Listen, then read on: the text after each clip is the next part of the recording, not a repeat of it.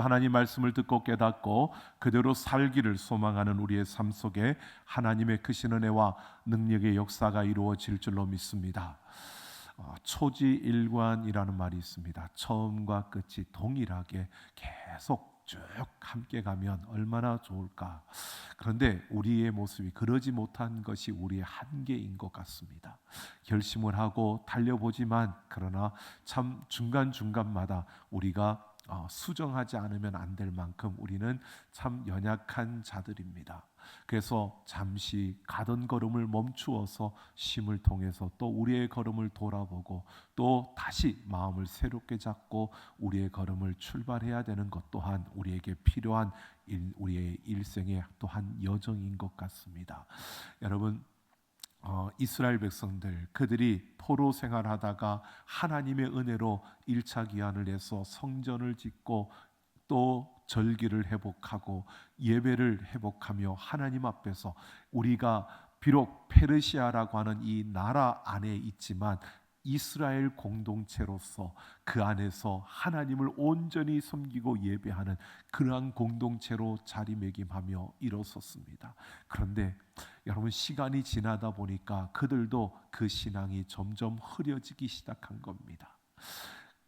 타협과 또 그렇게 죄와의 그런 손잡음을 통해서 일어난 그 죄악으로 말미암아 그들 가운데 참 있어서는 안 되는 이러한 혼합주의의 모습들이 보여졌고, 이러한 것을 해결하기 위해서 하나님은 2차 기한을 준비하시는데 그 2차 기한의 지도자로 하나님은 하나님 말씀에 능통하고 율법에 정통했던 바로 에스라라고 하는 인물을 하나님이 세우셔서 그를 통해 이 2차 기한을 이루십니다.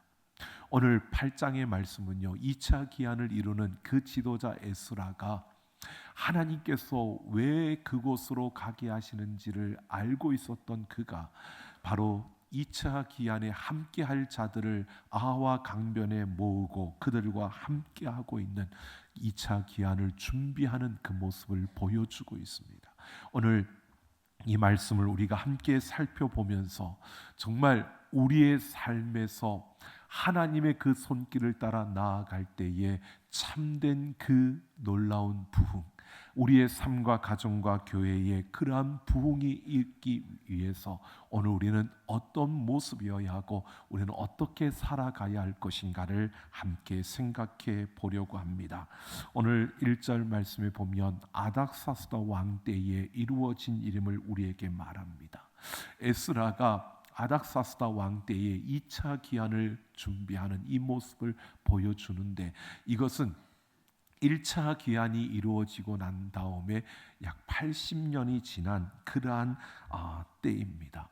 그러니까 참 오랜 시간이 걸렸습니다. 그러다 보니까 이 2차 기한에 참여하는 함께하는 사람들은 어떤 사람들이냐 하면 그들은 그 포로로 끌려가서 그 이방 땅에서 태어나고 자라난 자들입니다. 그리고 그곳에서 태어나고 자라면서 그곳에서 그들이 이제 어느 정도 자리를 잡았던 그러한 자들이었습니다. 이들이 자신들의 그 터전을 다 버려두고 그들의 조상의 땅이라고 하지만, 그들의 선조들이 있었던 땅이라고 하지만 한 번도 가보지 않았고 한 번도 거기에 살아보지 않았던 그 땅으로 돌아간다는 것은 이들에게는 굉장히 어려운 선택이었을 겁니다. 하나님께서 이들에게 감동을 주시고 이들을 그 2차 기한에 함께하게 했지만 이들의 삶에는 이들의 인간적인 모습으로 보면 참 불안한 선택, 참 힘든 그러한 결정을 한 이들의 모습입니다. 그래서 오늘 2절부터 14절까지는 그 기한에 참여하는 자들의 이름을 우리에게 소개해 주고 있습니다. 그런데 우리가 1차 기한자의 그 기한자의 명단과 이것을 비교해 보면 이 숫자가 10분의 1도 안 되는 숫자입니다. 그만큼 줄었습니다. 얼마 안 되는 숫자입니다. 그런데 여러분, 하나님의 이름, 물론 수에 많고 적음에 달려있지 않고 하나님께서 하시는 일은 하나님의 능력의 손길로 모든 일을 이루시는 겁니다. 그래도 10분의 1도 안 되는 이 숫자들이 하나님 앞에 그렇게 순종하며 2차 기한을 준비하는데, 오늘 15절을 보면 에스라가 이 기한을 준비하기 위해서 이 기한할 사람들을 아하와 강변에 다 모았습니다. 그리고 이제 그들의 형편을 살피는 겁니다. 지도자로서 그들을 이끌고 가기 위해서 그들의 형편이 어떠한지, 그들이 어떤 상황 속에서 지금 이곳에 나와왔는지, 그리고 이 함께 갈 그들의 모습은 어떠한지 이들을 살피는 가운데 에스라가 문제점을 하나 발견했습니다. 그 문제는 뭐냐 하면 그들 가운데 레위 자손이 하나도 없었다는 겁니다. 여러분, 레위 자손이 하나도 없었다는 게 문제가 된다. 이것은 왜냐하면 에스라는 우리가 2차로 그 예루살렘 땅으로 가는 이유와 목적을 에스라는 알고 있었습니다. 뭐냐 하면 하나님의 백성을 백성답게 세우기 위해서 가는 겁니다. 그러면 그곳에 가서 하나님을 온전히 예배하고 하나님의 말씀을 가르치는 이 일을 내가 하겠다라고, 그래서 그 에스라가 2차 기한을 준비하고 돌아가려고 하는데, 여러분, 거기에 레위인이 없다는 것은 결국 하나님의 제사를 섬길 사람이 없다는 것입니다. 레위 사람들이 하나도 자원하지 않은 것, 이게 문제라는 것을 에스라는 분명히 보았고, 그래서 에스라는 거기에서 그가 주저하지 않았습니다. 망설이지 않았습니다. 바로 족장 9명과 그리고 명철한 사람 요아립과 엘라단을 불러서 그들에게 가사바 지방에 있는 족장 잇도에게 가서 그 잇도에게 이렇게 명하라고 말을 합니다. 그 에스라가 명한 것은 다른 것이 아닙니다. 하나님의 성전을 위하여 섬길 자를 보내 우리와 함께 예루살렘으로 돌아가게 하라고, 하나님을 섬길 자는 나아오라고, 레위 사람들 중에서 나아오라고 이 말을 전하라는 것이었습니다. 여러분, 18절을 보면 그 이하에 그들이 가서 그 말을 전하였는데, 그 말을 듣고요, 하나님의 손이 도와서, 하나님의 그 능력의 손이 그들을 도와서 38명의 레위 사람들이 그 앞에 자원을 하고 일어섰습니다. 그리고 거기에서 또 방백들이요, 백성의 지도자들이 어떻게 했느냐, 그들과 함께하고 있었던 느디님 사람들. 여러분, 느디님 사람이라는 것은 어떤 족속을, 어떤 지파를 말하는 게 아니라 성전에서 레위인들을 도와서 성전의 여러 가지 일들을 도왔던 사람들을 총칭해서 말하는 게 느디님 사람입니다. 그 느디님 사람 220명을 지명하여서 그들에게 같이 가라고 명령을 한 것입니다. 여러분 보십시오. 38명의 레위인들은 하나님이 그들의 마음을 감동시켜서 자원을 했습니다. 그런데 느디님 사람들은 자신들이 가겠다고 한 게 아니라 그 백성들의 우두머리 지도자급이 되는 방백들이 그 느디님 사람들 220명을 딱 지명해가지고 너희도 같이 가라고 그렇게 명령을 한 겁니다. 이들이 이제 나아오고 있습니다. 여러분, 여기에서 우리가 한번 생각해 볼 것은 이것입니다. 여러분, 일반적으로 우리가 내가 감동이 주어져서 또 내 마음에 그런 마음이 생겨서 내가 자원해서 내가 하겠습니다라고 나섰을 때는 별 문제가 없습니다. 그런데 나는 하고 싶은 마음이 없는데 누군가 나를 지명해가지고 내가 해야 돼라고 나에게 일이 떠맡겨지면 여러분 어떻습니까? 그런 일이 별로 없으시죠? 여러분, 우리가 보면 나는 가고 싶지 않은데 누군가 나를 딱 집어서 너 가야 돼, 그리고 그 길에 가게 하면 그 일이 좋은 일이면 모르는데 그 일이 굉장히 불안한 일이고 그 일이 불확실한 일이면 여러분 마음에 굉장히 큰 짐이 다가옵니다. 이걸 내가 따라가야 돼, 말아야 돼. 나는 하고 싶지 않은데 굳이 내가 이걸 해야 돼. 그러고 마음에 불편함이 생길 뿐만 아니라 당혹스럽기도 하죠. 그만큼 부담감이 주어지는 겁니다. 여러분, 그런 부담감이 주어지고 그런 여러분 우리의 불편함이 주어질 때 여러분 어떻게 반응하십니까? 그 힘이 너무 나를 지명하여서 나를 가게 하는 그 힘이 아주 강한 힘이라면 그 앞에 어쩔 수 없이 끌려가는 모습일 거고요. 그리고 그 힘이 조금 약하게 보여지면 그냥 반항을 하는 거죠. 나는 안 가, 나는 못 가, 네 말대로 안 해. 그렇게 우리는 반항을 하게 될 겁니다. 근데 여러분, 이 느디님 사람들을 보십시오. 이 방백들이 그 백성들의 지도자라고 하지만 그들의 말을 듣고 여러분, 이들은 순종하며 나아가고 있는 이 모습을 보여주고 있습니다. 불평하고 원망하며 이들이 부담스러우니까 우리는 안 갈 거야, 뒤로 빼는 게 아니고요, 그 말씀을 따라 순종하며 나아가고 있다는 모습입니다. 오늘 우리는 여러분, 이러한 모습을 보게 됩니다. 하나님께서 우리에게 말씀하실 때, 아니 하나님께서 또 다른 누군가를 통해서 우리에게 말씀하실 때, 여러분, 우리에게 그것이 조금 힘들어지는, 또 그것이 조금 부담이 주어지는, 또 그것이 우리에게 좀 불확실하게 보여지고 또 우리를 두렵게 하는, 그런 무섭게 만드는, 또 우리로 하여금 걱정하게 만드는 일들이 우리 앞에 주어지더라도요, 여러분, 하나님께서 이것을 나에게 주신 것으로 보여지고 또 하나님께서 나에게 이것을 주신 것으로 내게 느껴질 때 순종하는 우리가 되기를 원합니다. 그것이 내가 다 할 수 없는 순간에도요, 그 상황 속에서 내게 부담스러움이 주어지더라도 순종할 때 하나님의 놀라운 일들이 우리 앞에 펼쳐지게 될 줄로 믿습니다. 여러분, 이들은 참 부담스럽지만 힘겹지만 그것에 순종했습니다. 자, 이렇게 해서 2차로 기한될 사람들이 다 확정이 되어졌을 때, 여러분 21절을 보면 에스라가 그들을 다시 아하와 강변으로 모읍니다. 그리고 그들에게 금식을 선포했다라고 합니다. 여러분, 성경에서 일반적으로 금식이라고 하는 것은 그냥 음식을 안 먹고 굶는 것을 말하는 게 아니고요, 기도하는 것입니다.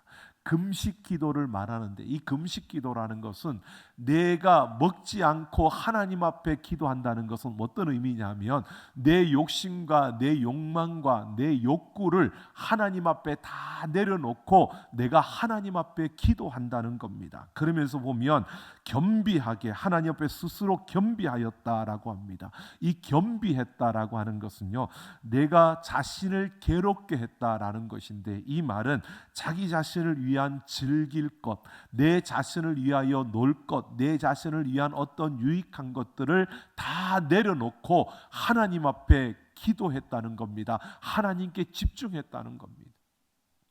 여러분, 지금 에스라는 아하와 강변에 2차로 기한할 자들을 다 모아놓고요, 이제 그들에게 하나님 앞에 우리가 내가 생각하고 내가 경험하고 내가 가지고 있던 지식들, 내가 원하는 것들과 내가 바라는 것들, 내 욕심과 내 욕망들 다 내려놓고 오직 하나님께만 집중하며 그 하나님 앞에 기도하라고 그렇게 선포하고 하나님 앞에 기도하고 있는 겁니다.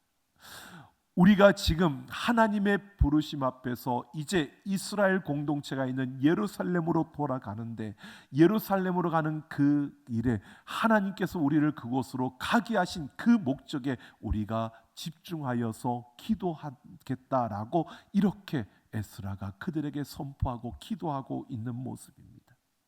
여러분, 기한을 준비하면서 에스라가 앞세운 것은 다른 것이 아닙니다. 기도였습니다. 여러분, 기도는 우리에게 무엇보다 중요한 줄로 믿습니다. 우리가 기도해야 합니다. 그래서 우리가 이번 여름 사역을 앞두고도 기도하고 있는 겁니다. 그리고 계속 기도하는 겁니다. 여러분, 우리 청년부 그 모든 수련회가 끝나는 그 시간까지 우리는 기도해야 될 줄로 믿습니다. 우리 다음 세대를 위해서 기도하는 가운데 특별히 이번 여름에 우리의 자녀들이 하나님을 더 깊이 만나고 하나님을 더 깊이 경험할 수 있는 그런 시간들이 될 수 있도록 우리는 더 힘써 기도해야 합니다. 여러분, 어쩌면 조금 편하고 싶고 또 조금 내가 다른 것도 할 일도 있고 여러 가지 많은 일들이 우리에게 주어질 수 있습니다. 그런데 그보다 지금 내가 기도해야 되겠다라고 하는 이 마음이 우리에게 주어졌을 때, 내가 하고 싶은 것 조금 내려놓고 내가 해야 될 것 조금 밀어놓고 그보다 내가 이것 가지고 기도해야 돼라고 하는 이런 마음으로 하나님 앞에 기도하며 이번 여름 사역을 우리가 맞이할 수 있는 그런 우리가 되기를 소망합니다. 여러분, 우리가 이렇게 이 여름 사역뿐만이 아닙니다. 우리의 삶에 어떤 일이든 여러분 하루를 시작하면서도 마찬가지입니다. 오늘 하루 이 하루 하나님께서 나에게 주신 놀라운 일들을 기대한다면 오늘 이 하루도 하나님께서 나의 삶을 이끌어 주시고 내 삶에 함께 하실 것을 내가 확신한다면 아침에 일어날 때마다 먼저 우리는 하나님 앞에 기도해야 될 것입니다. 하나님, 오늘도 나에게 이 새날을 주셨사오니 이 생명을 주셨으니 이 생명을 가지고 오늘도 나아갈 때 하나님 나와 함께 하시고 하나님의 놀라운 일들을 내 눈으로 보고 확인하게 해달라고 여러분 기도하며 그 하나님과 함께 달려갈 수 있는 우리가 되기를 소망합니다. 우리는 항상 기도로 우리의 모든 길을 열어갈 수 있어야 하는 것입니다. 자, 이렇게 기도로 열어가는데 오늘 21절 말씀을 중간에 보면요, 이렇게 말합니다. 모든 소유를 위하여 평탄한 길을 그에게 간구했다라고 말하고 있습니다. 우리와 우리 어린아이와 모든 소유를 위해서 평탄한 길을 간구했다. 이 말은 이제 이들의 기도 가운데 하나가 뭐냐 하면 돌아가는 그 길, 예루살렘으로 가는 그 길. 여러분, 그 길이 약 1500km가 됩니다.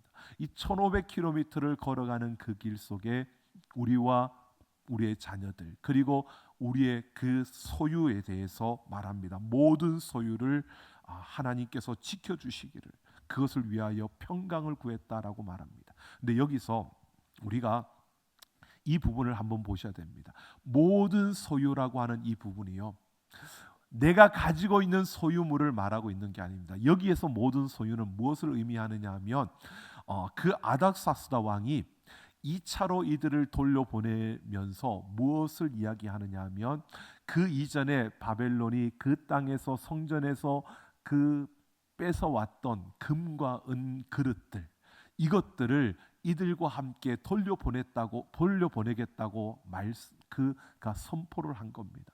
그러니까 아닥사스다 왕에 의해서 그 금과 은을 가지고 돌아오는 이 그들이 가지고 와야 될 그 은과 금, 그 그릇들, 이것이 바로 모든 소유가 의미하는 것입니다.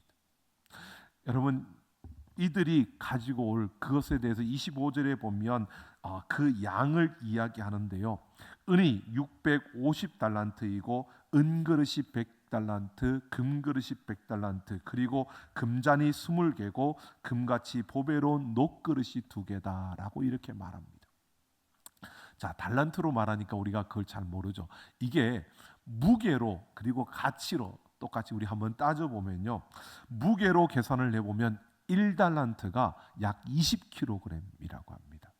그러니까 650달란트라고 하면 20kg를 곱하면 약 한 13톤 정도가 됩니다.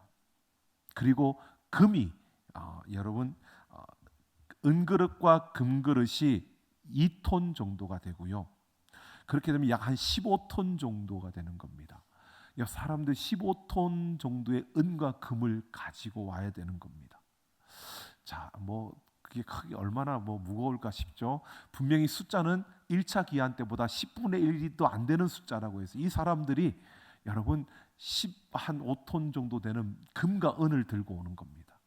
그런데 이걸 가치로 한번 계산해 보십시오. 무게 말고 가치로. 은 750달란트, 이거는 450만 데나리온입니다. 450만 데나리온인데 1데나리온이 얼마냐 하면 한 사람의 하루 품삯입니다. 한 사람의 하루 품삯. 요즘 우리 교육관 공사를 하고 있는데 제가 물어봤더니 요즘 웬만한 노동자들 하루 품삯이요 거의 20만 원 가까이가 된답니다. 그리고 기술자는 30만 원, 35만 원 정도, 이 정도가 된다는데 계산을 제가 빨리 하기 위해서 1데나리온에 10만 원이라고 계산해 보면 여러분 계산하면 약 4,500억 원입니다. 그러면 금 100달란트는 금은 은보다 2배의 가치가 있었습니다. 그러면 여러분 그 2배가 되는 겁니다.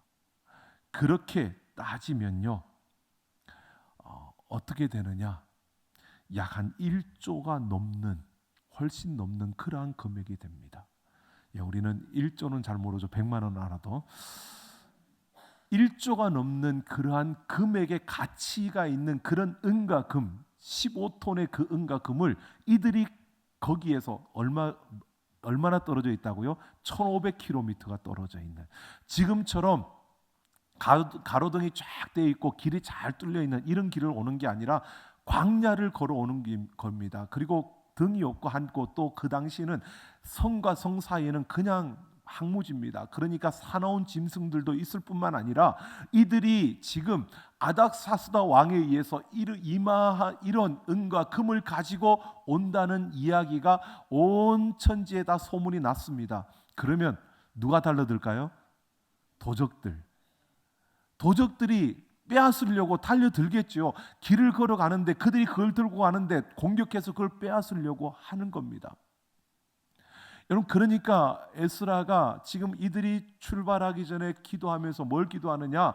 우리와 우리 어린아이들과 그리고 우리의 이 모든 소유, 우리가 들고 갈 이 금과 은과 이 그릇들, 이것들을 하나님께서 평강으로 지켜달라고 그렇게 기도하고 있는 겁니다. 여러분, 이렇게 한번 보십시오. 에스라가 어떤 사람이냐면 7장 6절을 보면 에스라는 그 아닥사스다 왕에게 구하는 모든 것을 다 받을 정도로 왕의 신임을 얻고 있었던 자입니다. 에스라는 왕의 신하였습니다. 그런데 왕이 에스라를 얼마나 사랑했고 얼마나 신뢰했느냐 하면 그가 구하는 것은 다 들어줄 정도로 그렇게 신임했던 자입니다. 그러면 에스라가 여러분 기도하는 것보다 여러분 왕이요, 지금 우리가 이 어마어마한 금과 은을 들고 지금 가야 되는데 우리 수는 이것밖에 안 되는데, 그런데 왕이요, 이 길은 굉장히 멀고 위험하니까 페르시아 군대를 내주셔서 우리를 호위해 주시면 우리가 안전하게 갈 수 있겠습니다. 그렇게 부탁하면 왕이 들어줄 것 같습니까? 안 들어줄 것 같습니까? 그 어마어마한 은과 금까지 내어주면서 그 말을 왜 안 들어주겠습니까? 들어주겠죠. 당연히 들어주겠죠. 근데 에스라는 뭐라고요? 그것을 왕에게 부탁하지 않고 하나님 앞에 기도하고 있는 겁니다. 그러면서 그 이유를 22절에서 이렇게 밝히고 있습니다. 내가 왜 이것을 왕에게 구하지 않고 내가 그렇게 기도하느냐, 이것에 대해서 이렇게 말하고 있는 겁니다. 내가 왕의 신하로서 매번 왕에게 그렇게 말했다는 겁니다. 우리 하나님은 선한 자에게, 하나님의 백성들에게 선을 베푸시고 하나님의 자녀들을 대적하는 자들을 하나님이 짓밟으시는 전능하신 하나님이라고, 하나님은 그렇게 그 백성들을 그 강한 손으로 지켜주시는 분이라고 평소에 그렇게 왕에게 하나님에 대해서 이야기했다는 겁니다. 하나님은, 우리가 믿는 하나님은 이런 하나님이라고 그에게 이야기했는데, 에스라가 만약에 왕에게 호위병을 부탁을 하면 왕이 그 이야기를 기억하고 에스라야, 너의 하나님이 전능하시다며 너의 하나님의 힘이 강하시다며 그 하나님이 지켜주시면 그 누구도 그것을 해할 수 없다면서, 그러면 그 하나님께 부탁하면 되지 왜 호위병을 붙여달라고 해? 이렇게 말하면 에스라 자신이 부끄러운 게 아니라 우리 전능하신 하나님이 어떤 분이신가를 자기가 증거했는데 그것이 무너질까봐, 그것이 부정되어질까봐, 그게 부인되어질까봐 에스라는 왕에게 그것을 청하지 않고 하나님 앞에 하나님의 도우심, 하나님의 그 강한 손으로 도와달라고 그렇게 기도하고 있다는 겁니다. 여러분, 문득 이런 생각이 들었습니다. 여기까지 제가 성경을 읽다가 이 말씀을 보다가 문득 그 생각이 들었습니다. 용서하십시오. 제가 믿음이 없는 그러한 모습 속에 있다면 나는 어떤 생각을 했을까, 이런 생각을 딱 하면서 문득 그 생각이 들었습니다. 야, 참 에스라 너 입 싸다. 왜 그런 말을 해가지고 괜히 그 호위병 구하면 줄 텐데 왜 그런 말을 해가지고 평소에 입이 좀 무거워야지. 여러분, 이런 생각이 얼뜻 드는데 이런 생각을 하면 안 되는 겁니다. 여러분, 우리가 평소에 우리가 살아가는 그 삶 속에서 우리 하나님이 어떤 하나님이신지 우리는 말해야 되고 보여줘야 되고 나타내야 될 줄로 믿습니다. 여러분, 그 하나님이 어떤 분이신가를 우리 주변에 있는 사람들에게 우리가 당당하게 선포할 수 있는, 고백할 수 있는 그런 우리가 되기를 원합니다. 에스라는 그랬다는 겁니다. 그렇기 때문에 하나님, 그 하나님이 정말 능력의 하나님, 전능하신 하나님이심을 우리 아닥사스다 왕에게 보여줘야 될 때가 되었습니다. 그러니까 하나님, 우리를 지켜주십시오라고 이렇게 기도하고 있는 게 에스라의 기도입니다. 여러분, 하나님이 23절을 보면 그 간구하심에 응답하셨다라고 이렇게 말합니다. 기도에 응답하셨다는 겁니다. 여러분, 31절을 보면 우리 하나님의 손이 우리를 도우사 대적과 길에 매복한 자의 손에서 건지셨다라고 합니다. 그 길에 대적들이 있었고 길에 매복한 자들이 있었다는 겁니다. 그래서 그 공격을 받았는데 우리 하나님의 전능하신 손이 우리를 지켜주셨다는 것을 에스라가 고백하고 있습니다. 하나님이 응답하신 겁니다. 여러분, 하나님이 놀라운 일을 이루신 겁니다. 보십시오.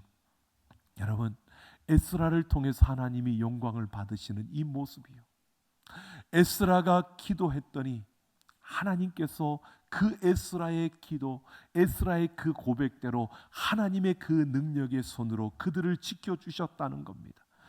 그런데 여러분, 우리가 오해해서는 안 됩니다. 내가 기도하니까 하나님이 들으셨어, 그래서 하나님이 이렇게 하셨어, 내가 기도해서가 아니라 여러분, 하나님의 전능하신 손이 우리를, 하나님의 주권에 의해서 우리를 지켜주신 겁니다. 그럼 이렇게 보셔야 됩니다. 내가 기도하면 하나님이 다 이루어주시느냐? 다 이루어주실까요? 아니요, 하나님의 뜻에 따라 이루어주십니다.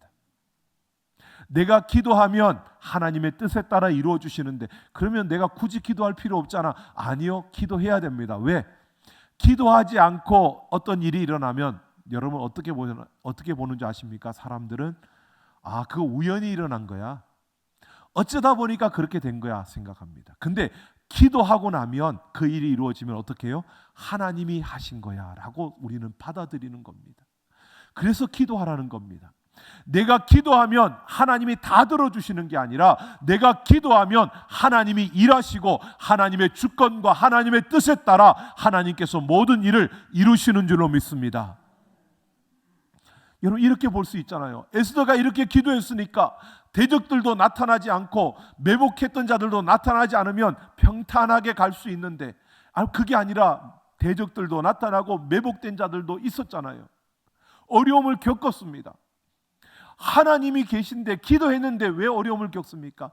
그 어려움 속에서 하나님이 그 문제들을 해결하시는 그 하나님의 그 전능하심을 보여주시며 이 모든 것을 하나님이 하신다는 것을 보여주시고 나타내신다는 겁니다. 이것을 기도하는 자는 확인할 수 있고 기도하는 자는 경험할 수 있고 기도하는 자는 그 역사를 우리가 보게 될 줄로 믿습니다. 바로 오늘 우리에게 이 사실을 말해주고 있는 겁니다. 여러분, 에스라가 이 기한을 앞에 두고요, 하나님 앞에서 순종하고 기도하며 그 하나님이 어떤 분이신가를 선포하며 고백하며 걸었던 그 걸음 속에 하나님은 함께 하심으로 그 모든 걸음을 통해 하나님이 영광을 받으시는, 하나님이 어떤 분이신가를 드러내고 하나님이 어떤 분이신가를 보여주며 하나님의 그 아름다움을 나타내는 이 역사를 보여주신 겁니다. 이들의 기한의 그 걸음을 통해서요, 하나님의 영광을 보여주고 있는 겁니다. 여러분, 우리 일상에, 우리 일정에, 우리 인생의 그 여정 속에서 하나님은 우리를 통해서 영광을 받으시기를 원하시는 줄로 믿습니다. 우리가 그 하나님께 영광이 되는 삶을 살기를 원한다면 여러분, 하나님의 말씀 앞에 순종하십시오. 그리고 우리의 삶의 순간순간마다 우리와 함께하는 이들에게 우리가 하나님이 어떤 하나님이신지, 하나님이 어떤 분이신가를 여러분 선포하시고 보여주시고 드러내십시오. 그리고 기도하십시오. 그럴 때 하나님께서 우리의 삶의 걸음을 통하여 하나님이 일하시는, 하나님이 전능하신 하나님이심을 보여주시고 나타내심으로 하나님이 영광을 받으시게 될 줄로 믿습니다. 우리가 바로 그런 하나님께 영광이 되는 이러한 삶을 살아내기를 예수님의 이름으로 축원합니다. 여러분, 다윗이 바로 그런 하나님을 향하여 하나님께 영광이 되는 삶을 살았습니다. 그래서 시편 18편 2절을 보면 하나님은 나의 반석이시고 요새이시며 건지시는 이시고 나의 피할 바위시고 방패이시며 구원의 뿔이 되시고 나의 산성이 되신다고 고백하고 있습니다. 다윗이 자신의 삶을 살아내면서 그 인생의 여정 속에 많은 고통과 아픔이 있었지만 그것을 통해서 그는 이런 하나님을 경험한 겁니다. 그래서 많은 이들 앞에서 바로 그 하나님이 나를 구원하실 바위시고 나의 산성이 되시고 나의 요새가 되시고 나의 피난처가 되시고 나의 힘이 되신다고 그렇게 고백하며 그 하나님 앞에 사랑한다고 고백하는, 여러분, 그 걸음을 통해서요, 이 다윗의 고백을 들은 이스라엘 백성들, 그들은 바로 그 고백처럼 하나님이 그들 가운데 나타내시고 보여주시는 그 걸음을 통해 하나님이 정말 피할 바위가 되시고 우리의 구원의 힘이 되시고 우리의 요새가 되신다고 고백하는 이 걸음을 통해 여러분, 하나님이 영광을 받으시는 줄로 믿습니다. 다윗의 그 삶이 그러한 걸음을 걸었습니다. 여러분, 고아의 아버지라고 말하는 조지 뮬러, 여러분 5만 번 기도 응답을 받은 자라고 이렇게 소개를 하는 조지 뮬러예요. 그는 고아원을 운영했습니다. 예수를 믿고 그가 자신의 변화된 모습을 통해서 하나님 앞에 내가 무엇을 할까 고아원을 운영을 하는데요. 고아원을 하면서 그는 처음에 사람들이 비난하는 소리를 들었습니다. 뭔가를 좀 도와달라고 하면 비난하고 또 거기에 뒤에 가서 이상한 말을 하고 앞에서는 가만히 있는데 뒤로 가면 계속 사람들이 이상한 말을 하는 겁니다. 도움을 요청하면 자기 앞에서는 아무 소리를 안 하는데 뒤로 돌아가서는 참 하나님을 믿는다고 하면서 하나님께서 고아원을 지켜준다고 하면서 저렇게 도와달라고 한다고 요청을 한다고 뒤에서 막 비난을 하는 겁니다. 그래서 조지 뮬러가 결심을 한 겁니다. 하나님, 이제 내가 다른 사람들에게는 절대로 도움을 요청하지 않겠습니다. 왜? 나는 비난받아도 좋은데 하나님이 비난받는 건 내가 못 참겠습니다. 하나님이 주인이시고 하나님이 이들을 지키시고 이들을 기르시는 분이신데 나는 비난받아도 하나님은 비난받을 수 없습니다. 그래서 나는 사람에게 요청하지 않겠습니다. 하나님 앞에 기도하겠습니다. 그는요, 그 아들이 먹을 것이 없을 때 하나님 앞에 기도했습니다. 고아원에 일하는 사람들이 먹을 것이 없습니다. 어떡하죠? 기다려라, 기도했습니다. 근데 그 기도하는 가운데 여러분, 마차가 빵을 싣고 옵니다. 여러분, 이런 일들이 일어날 때 여러분, 조지 뮬러가 위대하게 기도해서가 아닙니다. 여러분 잘 보십시오. 뮬러는 그 기도를 통해서 하나님이 어떤 분이신가를 드러내고 싶었고 나의 하나님이 어떤 분이신가를 보여주고 싶었고 그 하나님을 나타내고 싶었습니다. 그 하나님께서 그 기도를 받으시고요, 하나님이 그때마다 필요를 채워주셨습니다. 그걸 통해서 하나님이 하나님 되심을, 전능하신 하나님이심을 그들 가운데 나타내신 겁니다. 여러분, 그런 뮬러의 걸음을 통해 5만 번 이상 기도에 응답받은 뮬러, 여러분 그 기도 응답받은 위대한 뮬러, 그게 아니라 여러분 그 기도를 들으시고 하나님이 어떤 분이신가를 드러내며 그 뮬러의 삶을 통해서 영광 받으신 그 하나님께서 오늘 우리 가운데도 함께 하시는 줄로 믿습니다. 우리가 살아가는 삶의 모든 순간마다 여러분 순종하십시오. 기도하십시오. 그리고 내가 믿는 그 하나님을 나타내고 드러내고 보여주기 위해서 달려가는 우리의 걸음을 통해서 하나님께 영광이 되는 우리의 모든 삶이 되기를 예수님의 이름으로 축원합니다.